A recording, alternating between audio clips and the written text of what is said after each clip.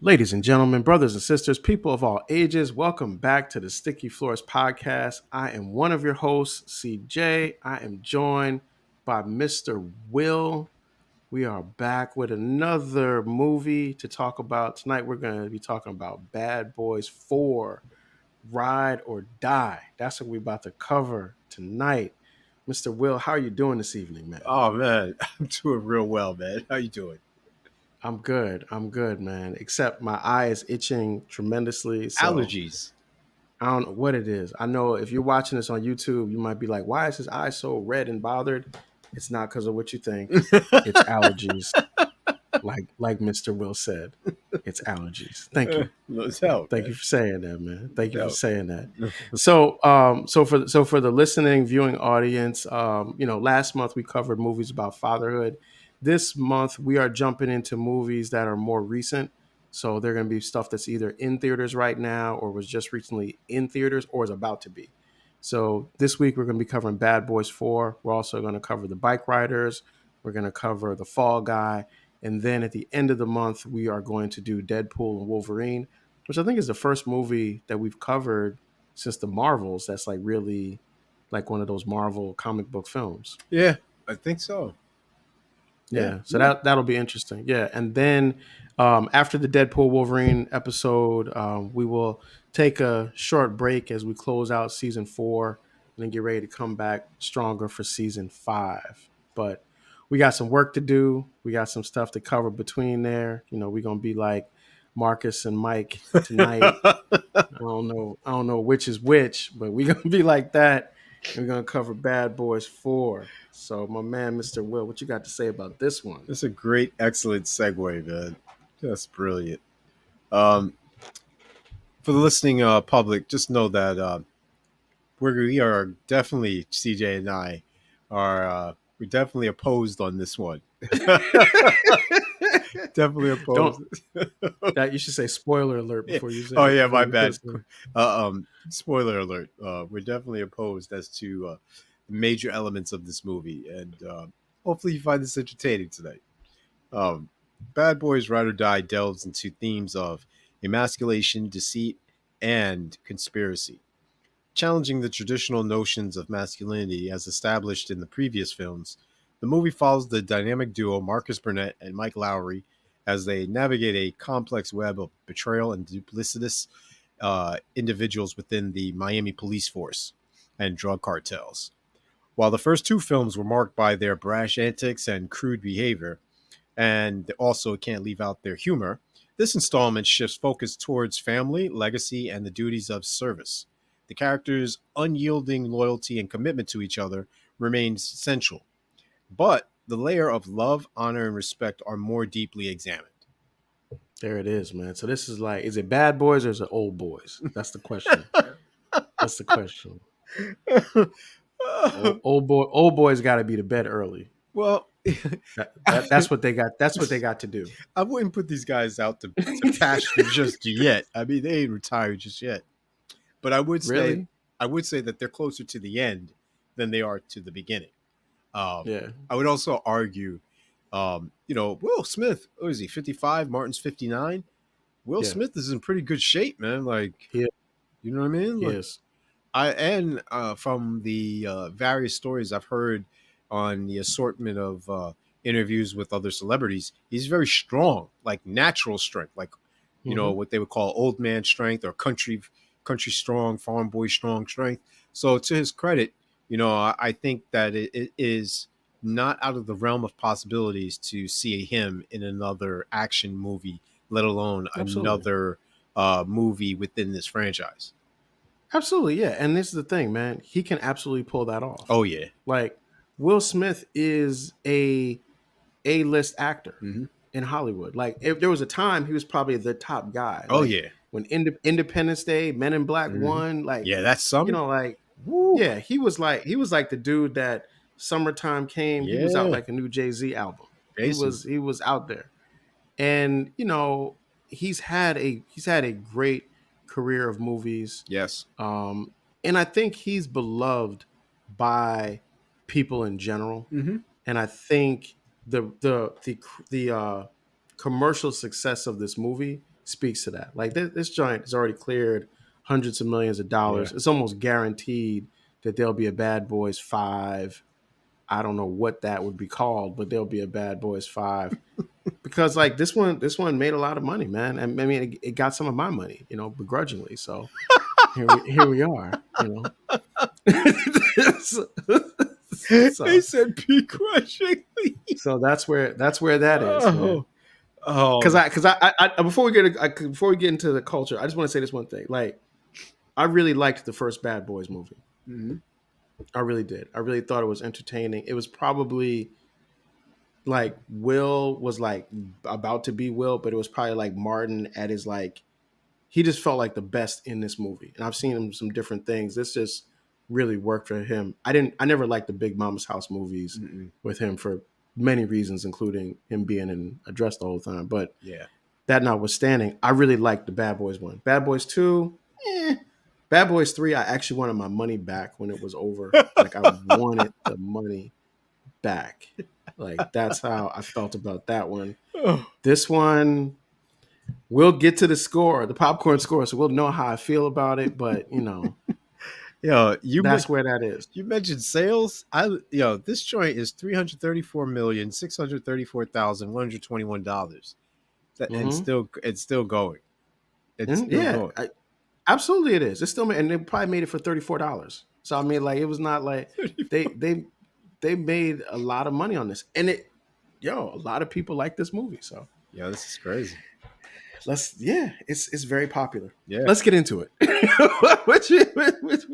What were the major? I mean, like, what were the major things that really stood out to you in this Yeah, film? this movie, contrary to CJ, for me, this movie allowed me to not take things so seriously.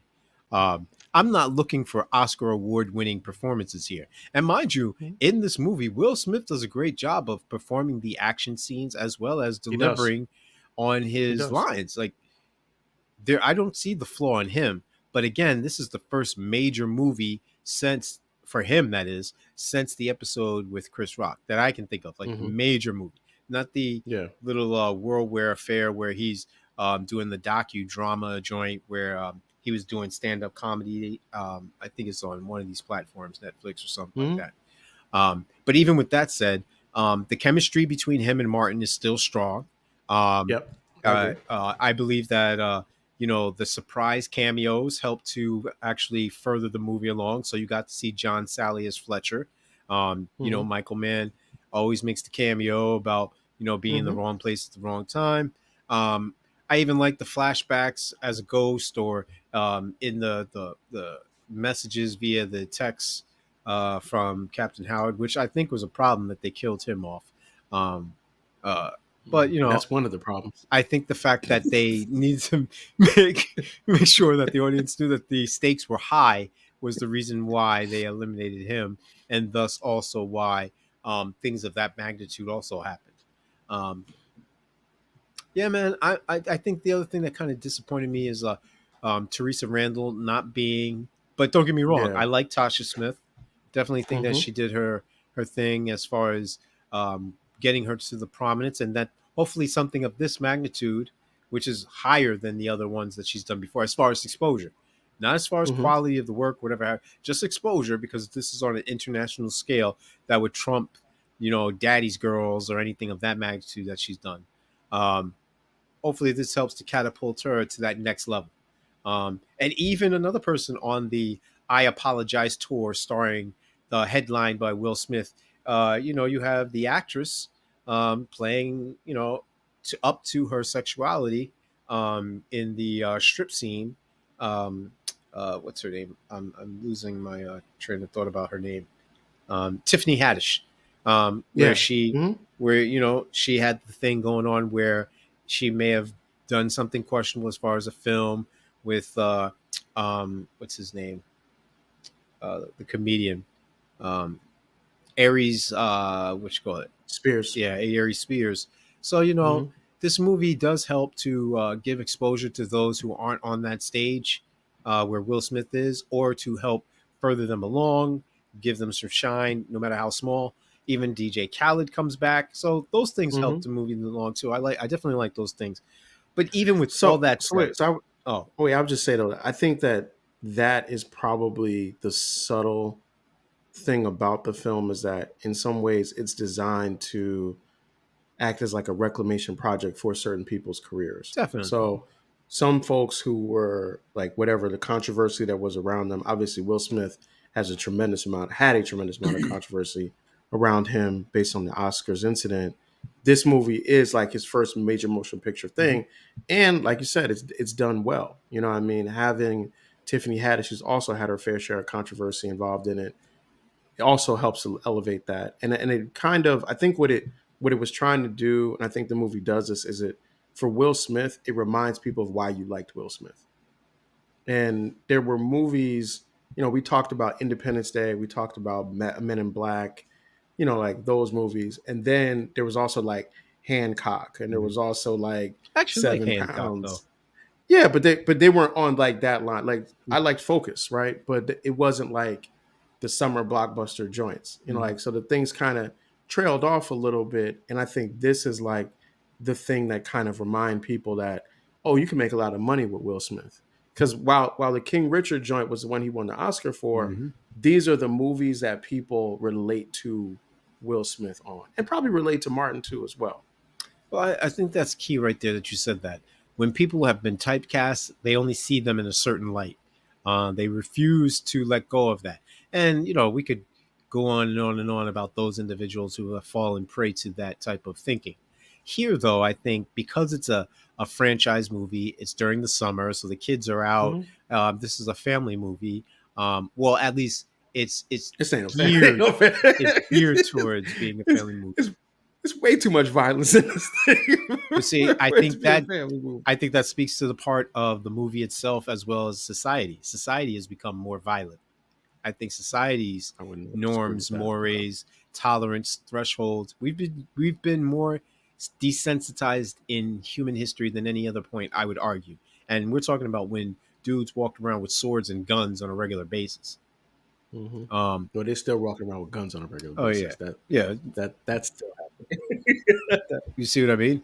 Um, Not swords, but yeah, the guns are still there. But good though. but I think that says something too. The fact that um, you know these individuals, whether they have permission, if you will, if it's a legality standpoint, and I think the movie echoes that changing of the guard, which is Mm-hmm. my major point that I wanted to get to. um, Bad Boys Ride or Die, it kind of serves as a referendum on the shifting cultural views of masculinity, spotlighting anti-establishment and anti-authority archetypes. The franchise has always juxtaposed different types of masculinity, presenting characters who oscillated between alpha male and omega male attributes. Marcus, for example, is a disorganized, purely and just a ditz. He's the classic beta male. He's contrasted by Mike, who's an uptight, demonstratively single alpha male persona. He and yet these two individuals, um, they are able to complement each other. They're able to work well together. They're brothers. They have the quote unquote bro code, and they exude that by their vulgarity, their competition, but yet their loyalty to one another. The series also delves into the complex categories like the gamma and the sigma males. Their portrayal, it's like that complete facet and that ability to facilitate that masculinity that has changed over the years, especially with COVID. You have this new scrutiny that has developed because of it, and perhaps during COVID, it gave people more time to pontificate, to reflect upon where their life was headed, to maybe cut off some of the fat. Who knows? It could be a plethora of things. It could be all of the above or none of it. But nonetheless, the fact that their antics are now being viewed as possibly toxic. The term toxic masculinity gets thrown around a lot. Um, but you're dealing with individuals who were once celebrated as dudes, rock and roll, we're the best, that type of behavior. And now it's being shunned. You have these characters who have, you know, I would say like a metrosexual masculinity. wait, I got a question Yeah, about that. shoot. Wait, sorry.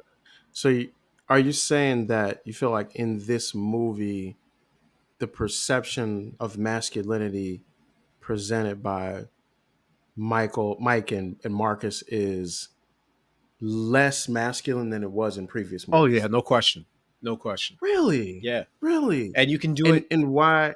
You can do it Okay, by so break that frame. down for me. Yeah. So take the segment where what's the most publicized version of Bad Boys franchise as a whole? Like what's The the most one? Yeah, publicized? the thing that was always emphasized in the trailer, like from the onset of the movie.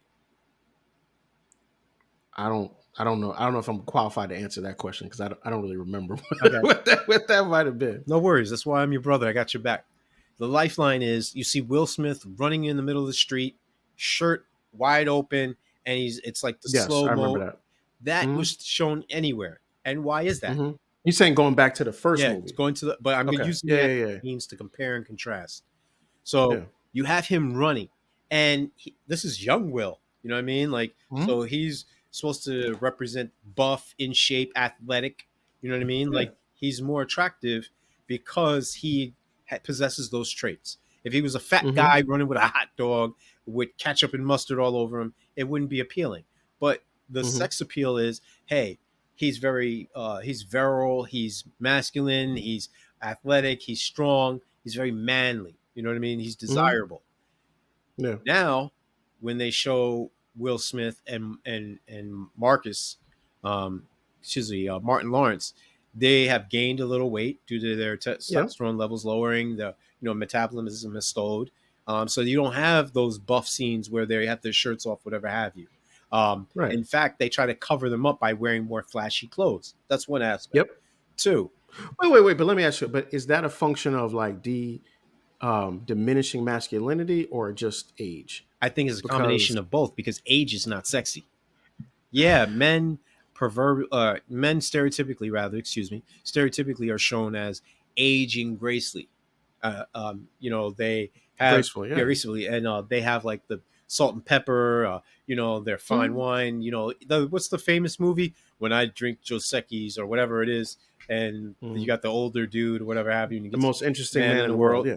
Well, that is the trade-off, which is like, hey, you may not be able to do what you once did, but now you're more refined, you're more educated, you're more knowledgeable, Hmm. and that is Yeah. now the more that's the sex appeal that you're going to present.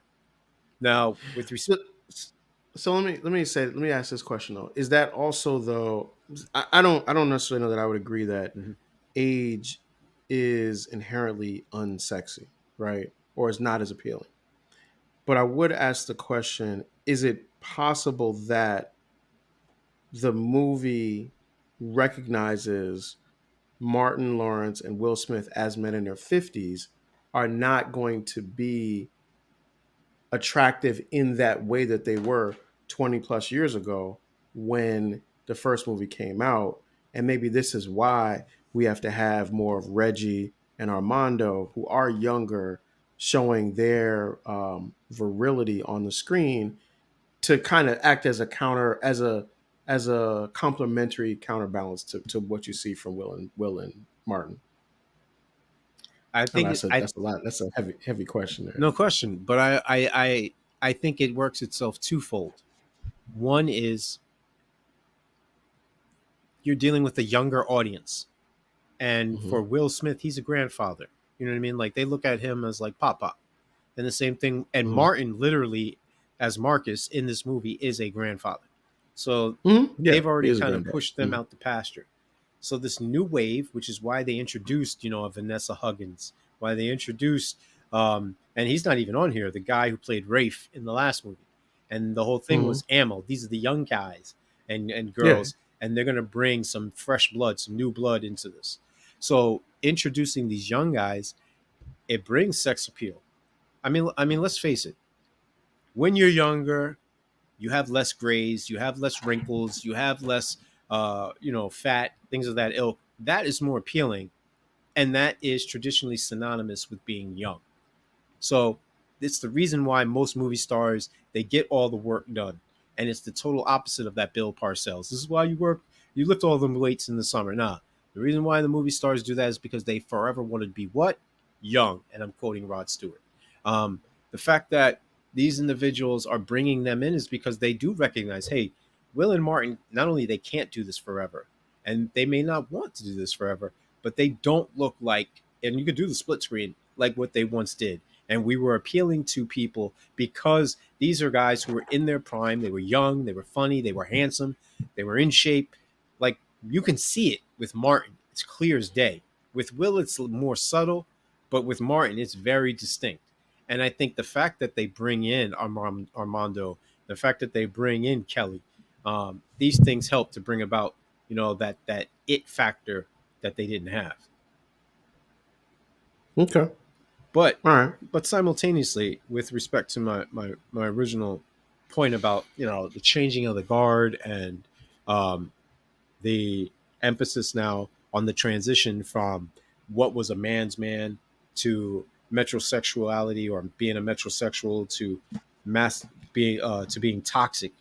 Um, I think the fact too that, take Reggie for example, he was quiet, he was demure, he wasn't very demonstrative. He bowed down to essentially the alphas, Will and Mm-hmm. Mike and Marcus.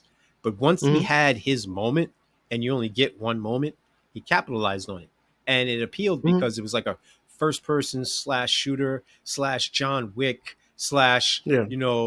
Terminator, if you will. Like all any action movie was balled into one, where he was a one man army. And that's the thing that's Yeah. always appealed, whether it be from Chuck Norris and all the countless jokes about, Chuck Norris did X, Y, and Z, and that's why, or pictures of Chuck Norris as a 2-year-old with a full grown beard, all the way to contrasting to Arnold Schwarzenegger, continuing even up until now, the epitome of what a action star is. I would also just like to draw the close too on the to hammer home this point, because I don't want to belabor the point.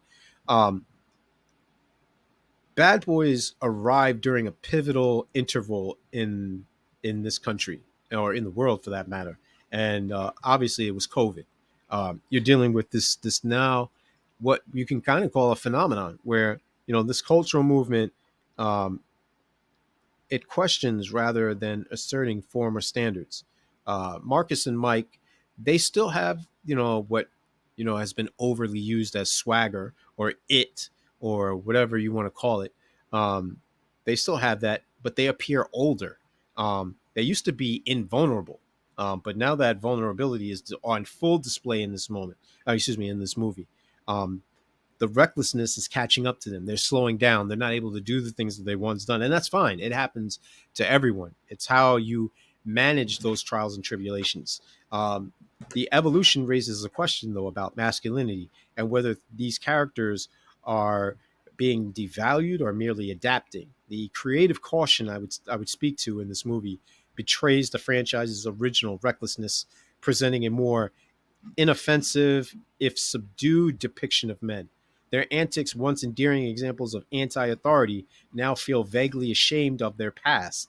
It's a very nuanced shift, where the bros are being bros doesn't really rock as hard, but perhaps reflect a more mature understanding of masculinity. Yeah. So I mean, like, so when I think about like where these movies are at this stage, right? They are essentially, when the movies first started, not Will, Marcus and Mike were like different. Mike was single, Marcus was married. Marcus had children, Mike was like scared of kids. Mike was out in the streets, he was reckless and wild. He was driving a Porsche. I think Marcus might have had a station wagon. No, he And I did. think like yeah, he had a station wagon. And now it's like they're closer because in some ways Mike has now become more like Marcus. He's married, he's settled down, he still has a Porsche and he still drives it crazy, but he's really like kind of trailing into that part of life. And in some ways, that reminds me of like, you remember we talked the Lethal Weapon movies. In the beginning, Mel Gibson and Danny Glover were like far apart for a whole bunch of reasons, right? Mm-hmm. But one of the main things was the age part that kept getting emphasized. By the time you get to Lethal Weapon 4, now it's like they're really a lot closer together, and that's also then why they had to bring in Chris Rock, as a cop too as well. They got Jet Li, and they did things to still make it an action movie because the summer blockbuster still needs to have action.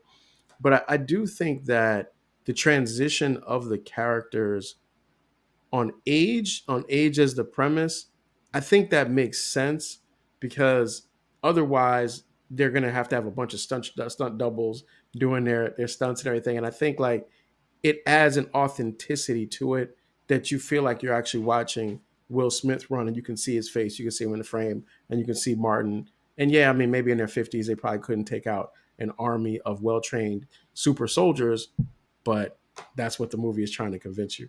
I find this very funny that these roles are reversing not only in the movie, but here right now at the X amount minute mark between you and myself.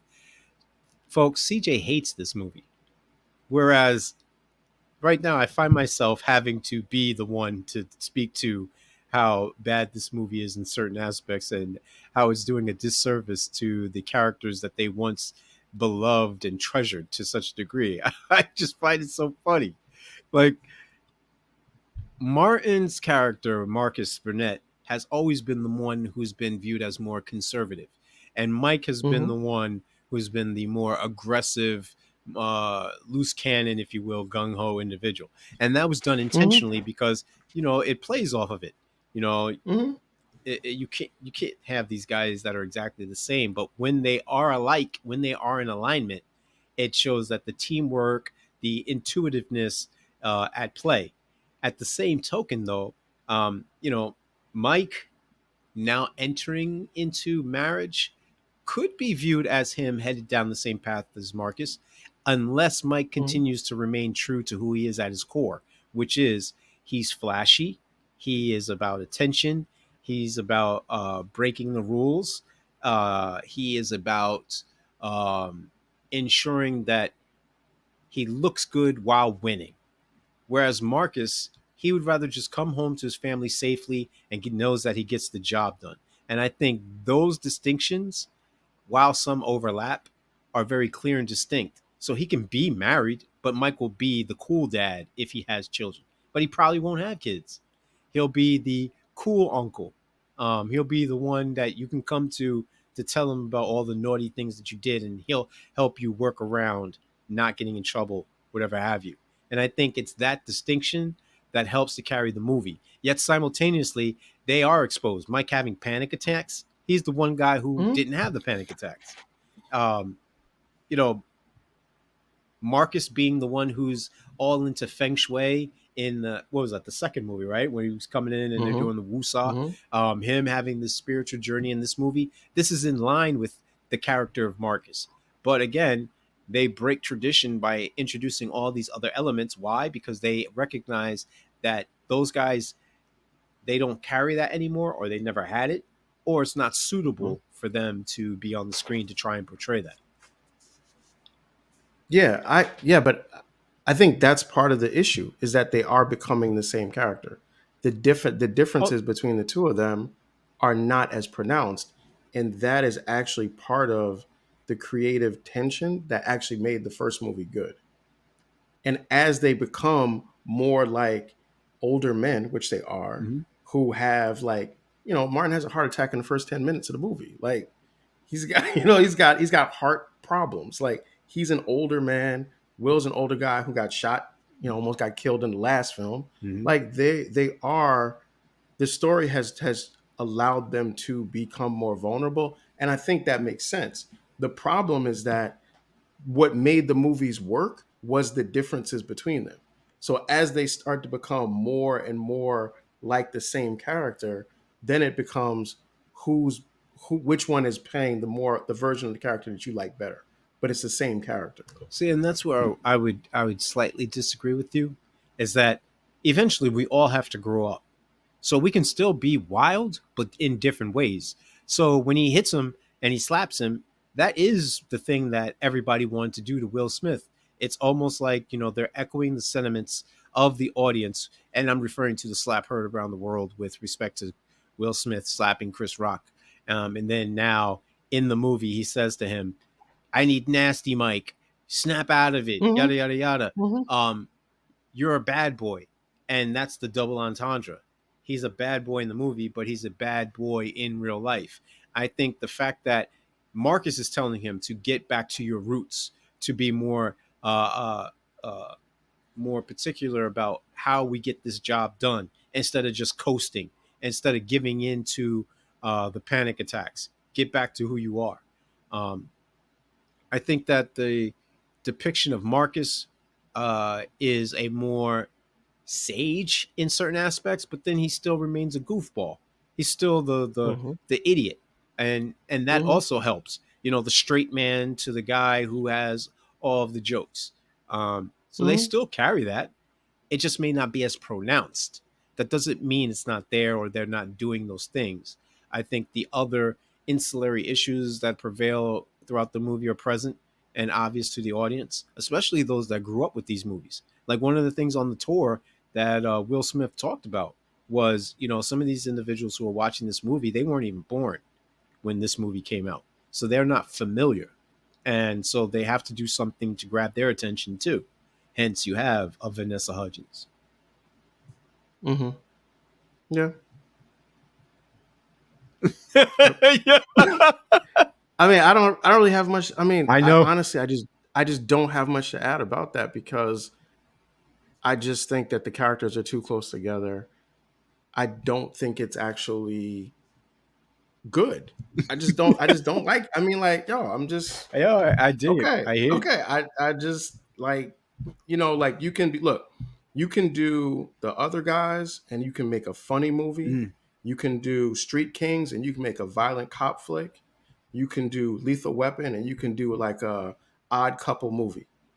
But all of those do all three of those do those parts of the movie better than this does what it's trying to do, which is like a mix of all three.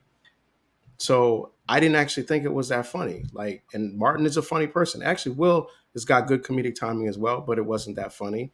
The action wasn't really that good to me, and the characters are not so much different that it's like an odd couple thing. mm, okay. So That's what I think. you need more distinction with between everything that was No, no, you could do one or the other too. You can make a funny cop movie, oh, so it's one or the other. like no, you can make a funny cop movie. You can make a cop movie that is like really violent and serious, or you can make the combination old guy, young guy, whatever different. All of those things are cool. I just don't think that this particular movie executes on any of those things well. Wow, that's tough, man. Whew, It is. that's tough. Now I brought It is. now I brought the lion out. Okay, so I want to get into It the is. next joint about the stereotypes and the commentaries. I would just say that this plays up to what we have throughout the entire series, which is, hey, the bad guys look like X, the good guys look like Mm-hmm. Y, and you know, Z is the good guys are going to win, but how are they going to win? And you pointed this out in the pre-production meeting where somebody always gets kidnapped, they're running out of time or whatever have you, and then guess what? They manage to save the day with some Of type of course. dramatic feat. And I don't have a problem with the good guys winning all the time. I mean, in an ideal world, that's the way it should be.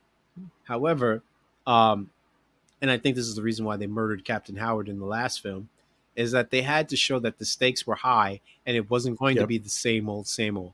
That there was going to have Mm-hmm. to be some challenges and there was going to have to be, I mean, it's got to live up to the title. Bad boys, what you going to do? What are they going to do once someone they love and cherish and care about is taken off the chessboard? And then it Yeah. especially hits home even further when the great reveal is it's Armando. How do they challenge? How do they travel from that? How do they channel their energy? How do they transition to where we're at with them now, which is them literally helping Armando um, escape from federal prison, and they're on the run. And of course, they encounter the stereotypical redneck trailer park living, gun toting, Mm-hmm. racists. Yeah. Of course, they're going to deal with Joyner Lucas cameo with the gold fronts, talking about, I gotta get this Mm-hmm. money. And Mm-hmm. then, of course, like I discussed earlier, you got Tiffany Haddish as the over sexualized female who happens to be a dancer. You have your military guy who has gone rogue in McGrath, Mm-hmm. and you also have the let's face it, the stereotypical criminals, the drug dealers who are from some type of Spanish speaking country, whether it be South America or the Spanish speaking Caribbean. Mm-hmm. And you also have the more heavily melanated individuals of African descent. Um, and I think this movie continues to do that continuously. So it is a retread. I do agree with you on that. I do agree with you on the fact that it can get tiresome if not executed to its previous standard, or if not given some type of panache, if you will, and how it's presented. But yet, the familiarity is kind of like macaroni and cheese. It's comfort food. It may not be good for Yeah. you, Mm-hmm. but that familiarity helps to bring about nostalgia. Yeah. I would say, yeah, I would say that it does that. I think the point that you're making about the stereotypes, stereotype in and of itself is a negative connotation. Mm-hmm. So the way that you just ran down all the different stereotypes that were in the movie is kind of like the issues that are in there, because there is a way, I'm sure that there's a way to tell a really interesting story Mm-hmm. at this stage, right? But it's hard to like, I think like, this movie is like right at that space where you have something that you can do that's going to be commercially successful, Mm-hmm. right? And then you have something that you could do that could be critically acclaimed, right? And maybe that's not the exact and explicit dichotomy, but what I would say is like this movie's incredibly successful financially, Mm-hmm. commercially. People love it, right? I just think that like there is a box that it kind of puts the characters in and the story in, that if you want to keep watching the same thing and you want to keep being entertained by it, that's cool. That's fine.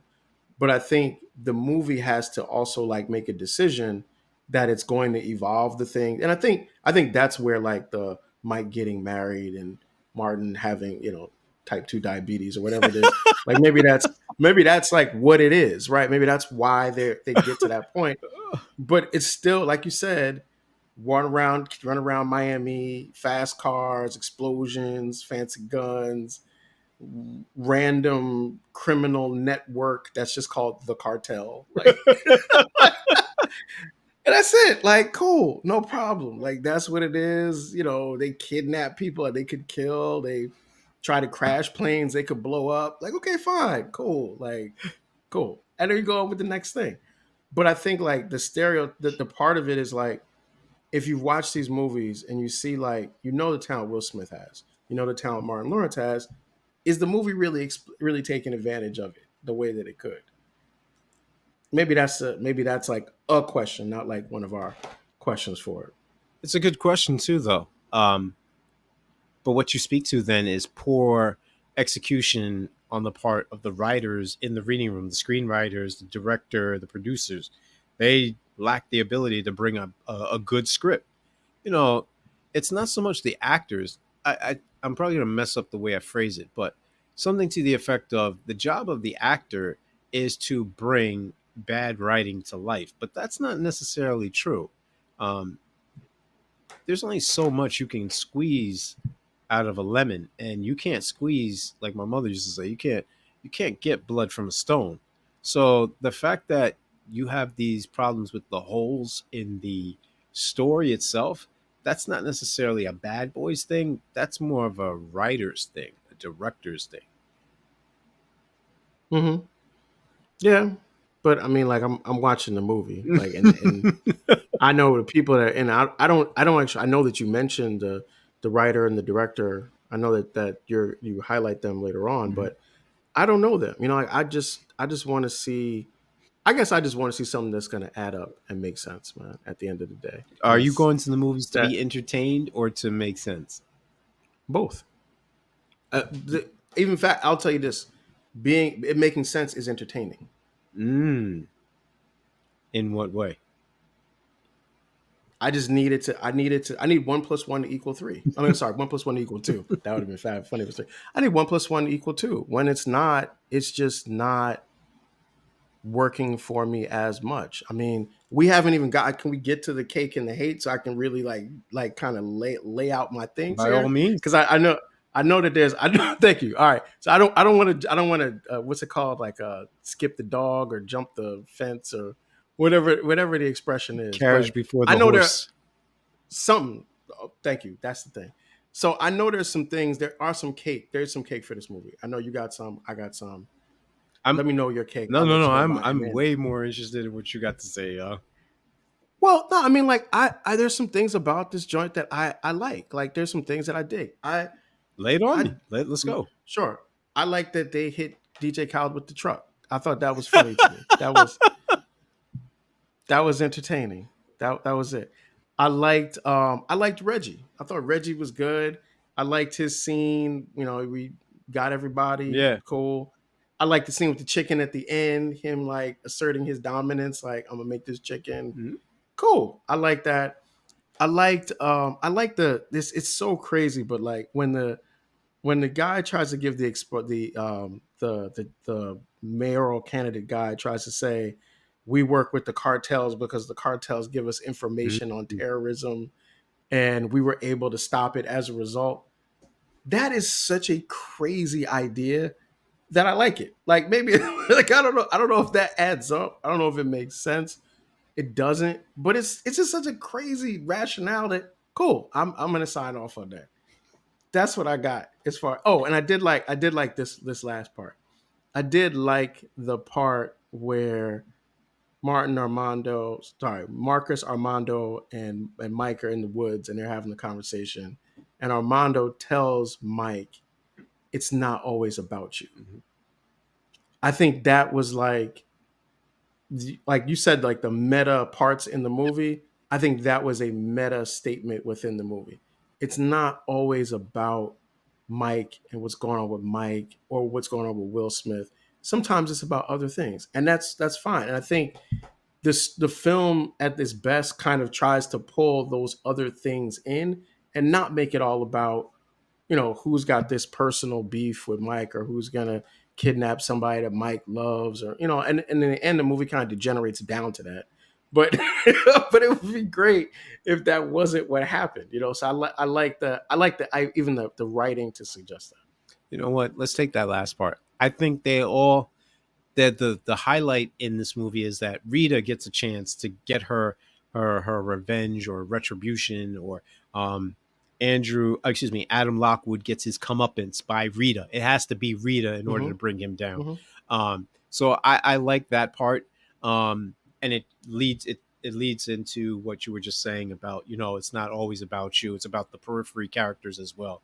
And it Mm-hmm. did lead to questions like, hey, what happened to Rafe in the last movie? Why isn't he a Mm-hmm. part of them now? Or the surprise visit on Kelly and what's his face, Dorn, where they find out like, oh, they're in a relationship. Um, Yeah. and I think that was the relationship that was the surprise, more so than Mike getting married. And I say that because, um, you know, Dorn is the geek. He's not Mm-hmm. into all of that extra stuff, whatever have you, and he's more of like in therapy, more on the outskirts, trying to figure things out. You would have never thought that someone of Kelly's magnitude, where she's a go-getter, she's attractive, she exudes confidence, she's out there in the public's eye, whereas Doran plays the back. He's the guy behind the keyboard. He's the one that's no longer out in the field. He's the one that's trying to refine himself by seeking counseling. And admittedly, and it's not coincidental, during the pandemic, where it was about self-help and not trying to self-diagnose, but rather Mm-hmm. seeking help elsewhere, and being unabashed and not being ashamed for it. So those things kind of contrast, and that kind of like shook me, more on an intimate level than say the very outwardly like, hey, Mike's getting married. Like that was more for Mm-hmm. show. In fact, it was a wasted opportunity because when push comes to shove, like you mentioned in the pre-production meeting, there's no real threat that, hey, you got to choose between your best friend and your gal. Yeah. Like Yeah. we knew what was going to happen. Yeah, the wife is a plot Yeah, device definitely, basically for the part at the end. definitely. But we'll get to that. Yeah, definitely. But I reference those things to say this. It allowed me to appreciate more the things that I was able to get, which was Reggie finally demonstrating like, hey, you're this Marine, and for all these movies, we heard nothing. You're just going away, coming Mhm. back. You live with your in-laws. Like you don't have your own place. What's the deal? Even though that's Mhm. common in a lot of other cultures, but nonetheless, the thing here is, hey, you get your own, you start your own family. The in-laws may come over, et cetera, et cetera. It's not that you're putting your family, your parents out or anything like that. It's just that more you want to have your own dom, your own residence. You want to assert your own dominance within your household and create your own culture, your own rules. It also allowed me to appreciate Rita not being killed in the elevator by Adam. Mhm. It allowed me to see her in a more genuine way exert that, like, yeah, she can handle herself. Um, you know, I don't have a problem with them introducing a character who happens to be X, like a disabled person, and all of a sudden you've got to constantly remind the audience that, oh yeah, this disabled person is a human being. Like I don't need you to do that. You should come Mhm. into the movie with the sense that like, hey, they bleed just like you bleed. They just may have X, Y, and Z that you don't have, or they may lack whatever. So I can appreciate Rita, Kelly, and now Judy being very in charge. Take the bull by the horns. Characters that just happen to be females. What I have a problem with, like you did, is Judy going from, I'm gonna blow a hole in your son, and she uses the B word to describe Mike's son to Mike in his face in a room of other people in authority positions to, hey, you can go now. I have a problem with, Mhm. the lack of usage of Kelly, for example. She went from, yeah, Wait, wait, wait. Hold on. We getting into the hate now, no, though. it's not That hate. I that's said we I into said I the have a okay. problem. These are not hate. These are Okay. observations in order Okay. to highlight.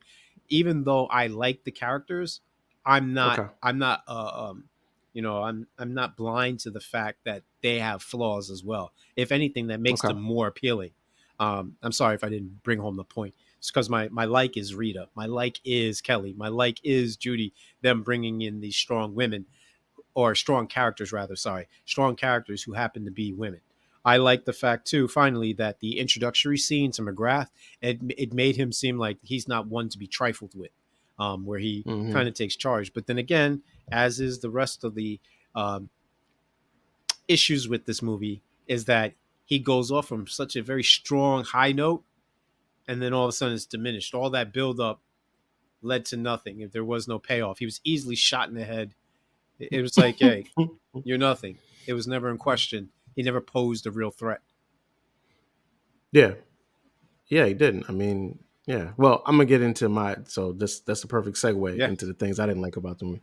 So the first thing is I didn't like the whole Marcus life after death storyline Mm. like that. I just didn't think that it really. I don't know what it was trying to add, Hmm. but it just.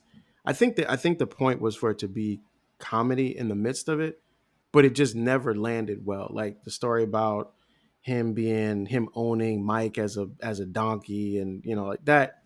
I just didn't like it. It wasn't funny, and it never fit in. And in fact, what was more funny than Martin doing that story, or Mike or Marcus telling the stories, were Mike's like kind of like just Responses. ignoring it. Yeah, that was actually more entertaining. So if that was the point, so be it. But as it was set up, I didn't really like it. The Chief Howard's plan is utterly preposterous to me. Like when they try to do something to my account, it's going to send a bunch of messages that are mysteries that you got to put stuff together to figure out like that. Sir, why? If you're gonna have if you thought that this was going to happen, have something that sends a message to the police, the FBI, the CIA, Mike and Marcus, and maybe the news station. Like, sir, why are we doing that? Why, sir? Just that. Stop. That doesn't make any sense. There's no detective work in this movie. None. No one. No, these are cops. No one does any detective work. Like you said in the beginning, McGrath shows up with the guy. The guy that McGrath is with kills the other dude's bodyguard. That's a bullet. Then he uses the guy's gun to kill the guy, to shoot him again. And they just say, "Oh, it's a murder suicide." No, there's another bullet there. Did anybody investigate that? No, we didn't, because we're not cops. The Marcus and Mike are out on the street. They put $5 million bounty on them. You telling me nobody, the cops don't know that there's a bounty on two cops? They can't figure that out or figure out why that happened. That no, they can't do that. They no one tracks Mike and Marcus back to the other two cops' house that they worked with before in ammo. Not even Rita. She doesn't even think, let me go over to their house because they might be there. No one even thinks that. No detective work whatsoever. It's fine. No, just whatever. And then the last one, man, this is the thing. I think the biggest mistake that these movies have made is introducing the Armando character as Mike's son, Mm. having him kill the police chief, and now trying to figure out how to make it okay that he killed the police chief. It just in the third movie, I could accept that he got arrested and went to jail because that was what should have happened. Mm-hmm. At the end of this movie, for them to be like, "Cool, you helped us," you said for the lady to be like, "You saved my daughter," so I guess in the hierarchy of things, save daughters equal greater than kill father, more than kill father. So you get to be free now. What? Like, come on, like stop it, like that, that one just I cannot get over that one. So that's like some of my stuff. I could have probably done a 20-minute skit on this, but I'm good there. Well, CJ, one, I think that's why we're talking about these past two movies. We went from Father's Day to now the segues of emasculation, masculinity, and the redefinition of what are norms and mores. With the hierarchy of child over father, you already know where it stands. Children always are going to take precedence over the father. So if it comes to trading lives, especially a father who's older, he's already lived his life. That'll be the rationale. He's supposed to sacrifice for the younger generation so that they can live their lives. Um, Yo, he could. That's fine. Armando can go to jail though. He can go back to prison. He can go back to prison though. I'm not saying that she had to kill him. I know she said she was going to early. You don't have to kill him, but he can go back to jail for killing her father, right? or get clemency for helping to bring in all of the other corrupt officials who helped to put him Cool. there. Like he said, they said that he killed him, but it was really a cartel hit orchestrated by the corrupt officials, and they hid behind it. Yeah, but he shot the gun. He pulled the trigger. He was merely a He means to pulled an he pulled end. the trigger. They would have found some other way to get rid of Captain Howard. That's fine, but he did it. He Somebody else didn't. He did it. He Armando, Mike's son, killed him. So he should be in jail for that. And if he wants to get on clemency, I'm good with that too. But have him go back to jail first and have Bad Boys 5 could start off with them picking him up from jail or wherever. Like, hey man, we glad we got you some clemency. Thanks for saving Howard's daughter in the last one. Cool, we're good. And then go on to the next thing. That's fair. Okay. Uh, that's fair. Um, I would also argue you had raised the point of what was it before your Armando thing that you had last said? Um, you were mentioning The no the police no work. police work. I don't think that was ever a highlight part of it. They would do sloppy police work and get the job done, and that was the point.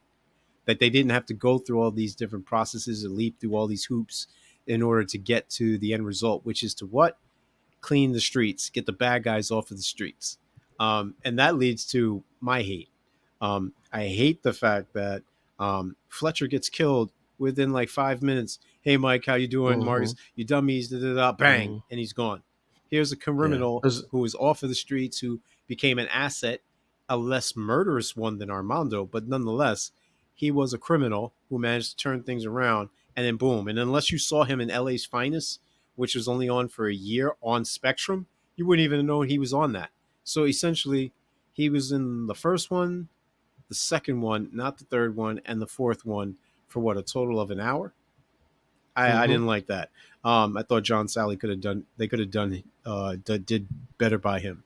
I didn't like the manner in which DJ Khaled was murdered. I thought that was grotesque, over the top. I thought that was just melodramatic. I thought it was just ridiculous.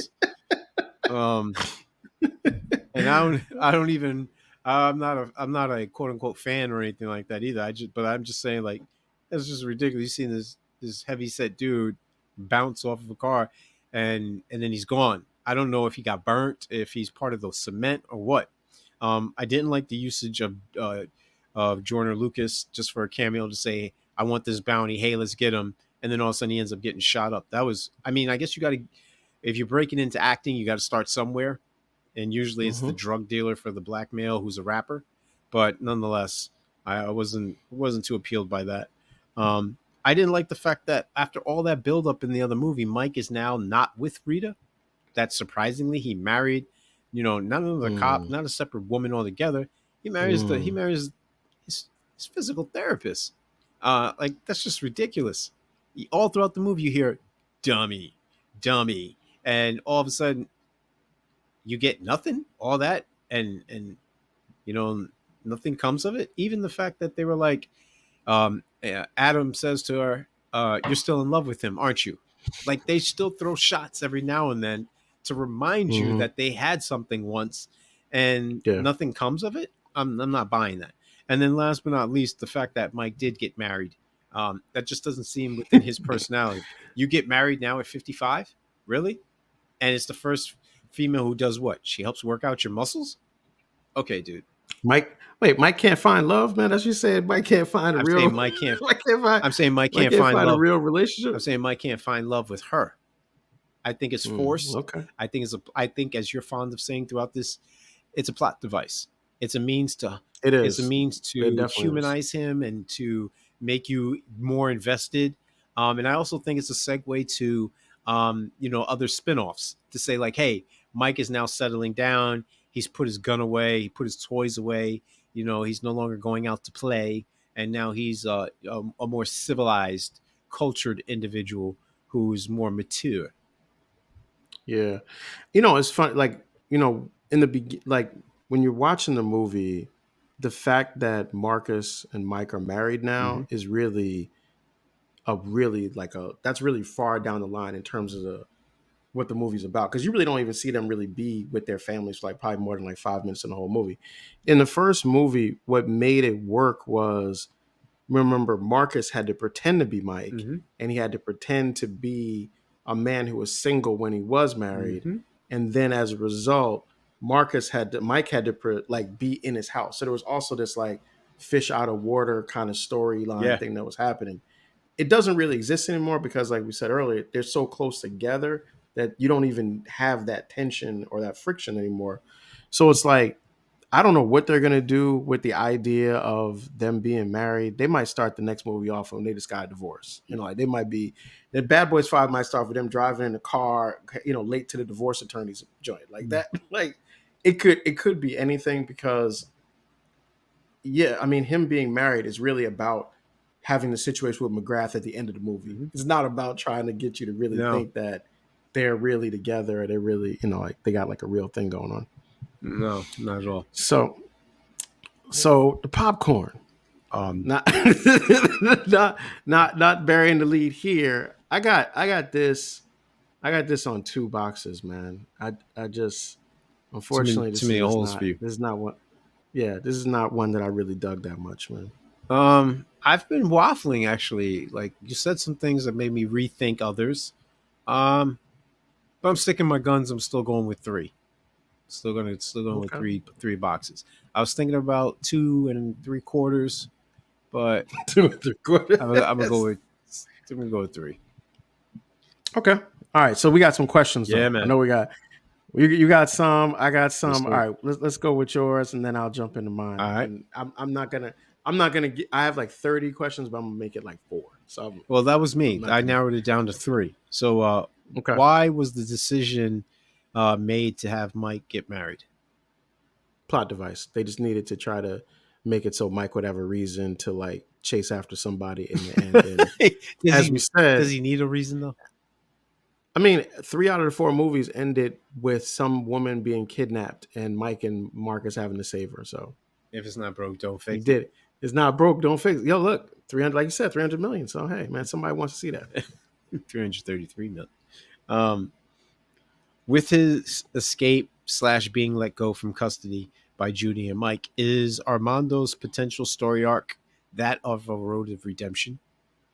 Yeah, I think they're definitely going to bring that dude back. Mm-hmm. I mean, I think they fleshed out the character more in this movie I think they're definitely going to find a way to like continue that. I don't know, maybe next time it'll be like, Mike and Marcus find out that the cartel is now trying to kill the son. So now they got to go find the Mm, son to save his life.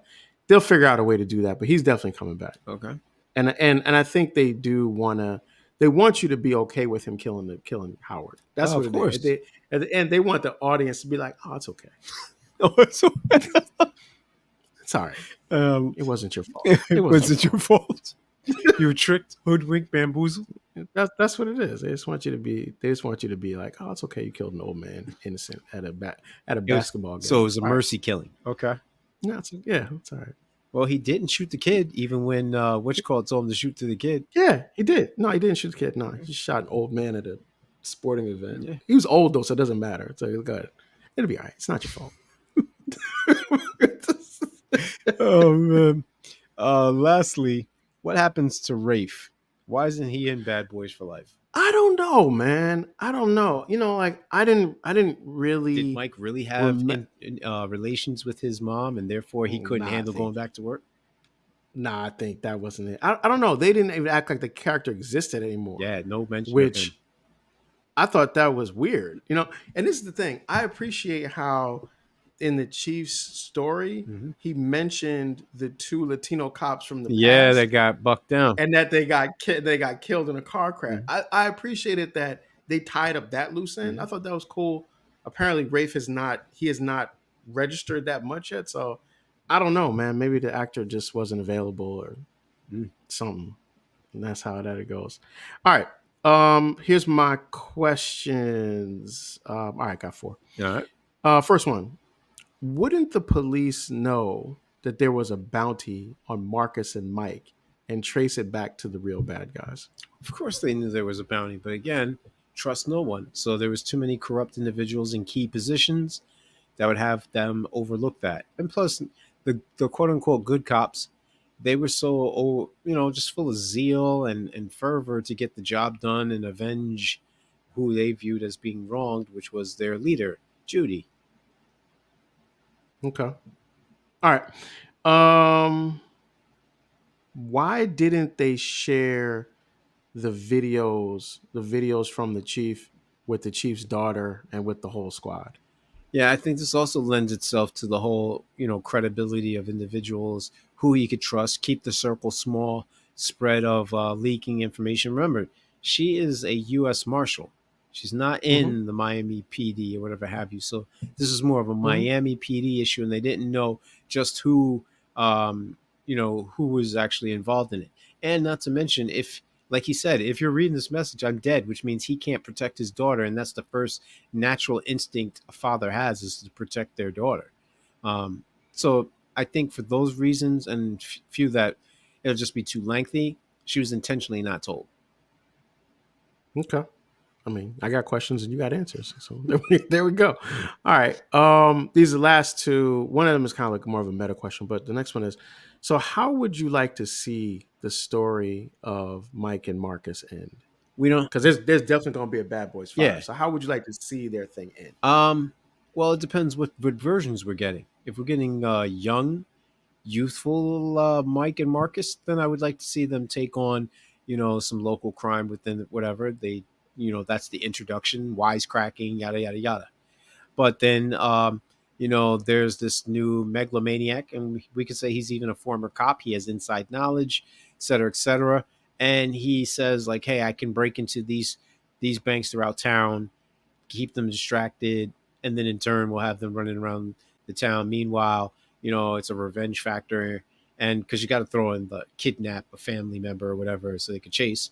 So, Oh, yeah. meanwhile, one of you dudes did me dirty, and that's the reason why I got kicked off the force. So I'm kidnapping whoever, and instead of them actually saving the day, nah, he puts a bullet in the loved one, preferably Mike's wife, and then you know It Mike. got dark all of a sudden. Oh yeah, no, it has to. It has to, because that's how you Dark. redeem them. Because it's not about whether or not you get down. Everybody gets down. It's how you get back up.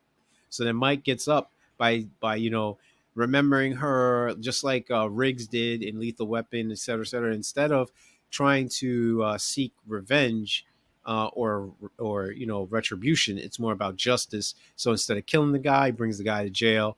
but instead the guy, he's like, nah, I'm not going out like that. And, he puts a bullet in himself, or he lets go of the hand off of the cliff or whatever. That was a really detailed answer to that. And if any of that happens in the next one, you should definitely file for copyright infringement, because that was like you like just gave the sketch of the plot for the whole movie. I thought you were going to say like, maybe Mike becomes a chief and Marcus retires and becomes a good golfer. That's where I thought you were going. You went a completely different way, but as I said, I had questions and you got answers. So there we go. All right, last question. This is a little bit more of a meta question. Shoot. Okay, so obviously Will Smith is in this movie. Mm-hmm. We've talked a little bit about some of the circumstances around his career at the Yeah. time before this and now at the time now. He's been on a more of a public kind of tour, Yeah. and he's been in some different places. And so my question is Will Smith using Bad Boys, his appearance on the Hip Hop 50 Mm-hmm. show and the BET Awards, like just on Sunday, as a way to get back in the good graces of black audiences Yes. in order to shine, in order to bring the shine back to his Hollywood Yeah, I star? wasn't going to let you finish the question. Yes, most definitely. Um, just like it's a tried and true vehicle in order to quote unquote relaunch your career by reinventing yourself, so is the apology. Everybody likes a good apology if it's heartfelt, if it's sincere, if it's in earnest, if it is forthwith, like expeditiously, and you got to be able to sell it. And I mean by that is, yeah, it's just lip service if you say I'm sorry, but you got to go and be like, look, this is what I'm doing to correct the behavior. So you have to go through the flogging. You got to deal with all the internet jokes, the social media posts, the memes, all that. And then you have to kind of like distance yourself. So have you heard anything from Jada? No. Have you heard much from his children? No. And meanwhile, he's going around, being very charismatic, witty, funny. So of course, Mm-hmm. the first thing that comes out, yeah, he wants this to sell. I'm pretty sure he took a Mm-hmm. hit as far as financially with respect to other movies not coming out. You know how many times I've heard about I Legend the sequel? I mean, I Am Legend the sequel. I am Legend. Yeah, Yep. and nothing yet. I mean, I've been hearing about this for years, decades. So yeah, I think this franchise has to work. Remember, he doesn't really do repeat movies. How many times have you seen him star in another joint? He could have been in the Alien joint with Jeff Goldblum. He turned that down. Independence Day Yeah, 4. Yeah, part 2. yeah, he Yep. turned that down. He could have been in he could have been in the Matrix, as we talked about before. He turned that down. He could have been in any of the other host of movies that did very well, and he shut it down. Men in Black was the first that he actually started with, and in Bad Boys. But I Yeah. can't think of any other franchise that he returned to because that was his major thing to say no. So yes, long and short, yes, this is his apology tour, and he's using this as a vehicle to get his movie career back on track. Yeah. Do you think he'll be successful? Yes, Yeah. So because do I. because I do. people are forgiving. I do. People Yeah. pe- Yeah. Yeah. people are forgiving.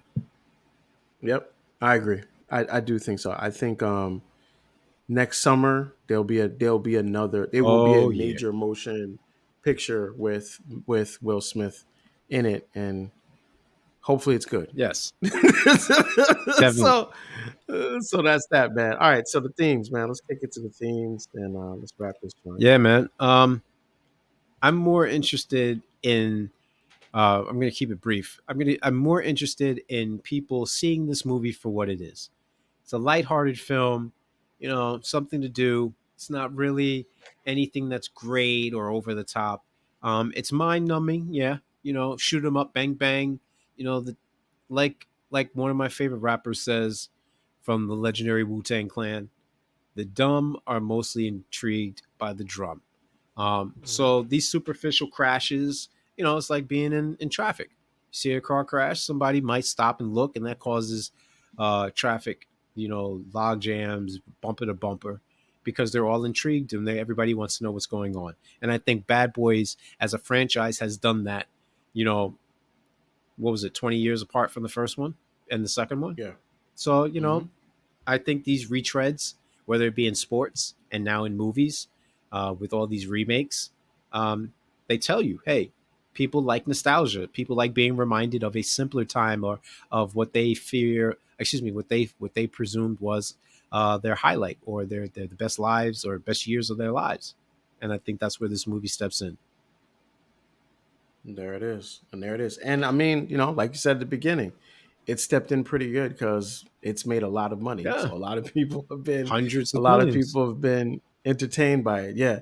So next week, we're gonna continue with the, I guess, the nostalgia kind of trail, talking about the bike riders, Hmm. which is in movie theaters right now, and definitely deals with like years gone by Yeah, kind of story. So we will look forward to that. Once again, the Sticky Floors podcast is available wherever you get your podcasts. We are on Apple Podcasts. We are on Spotify.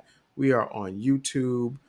Please feel free to like, subscribe, and share and comment, because those comments help us to do it better. And we will see you next week.